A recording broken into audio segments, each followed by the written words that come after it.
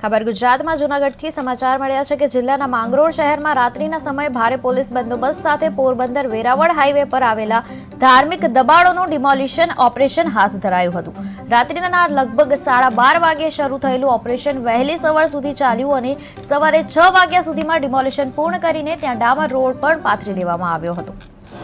આજરોજ માંગરોળ શહેરમાં national highway 51 ઉપર આવેલ બે ધાર્મિક દબાણો, એક મામાદેવનું મંદિર અને એક દરગાહ આવેલી છે।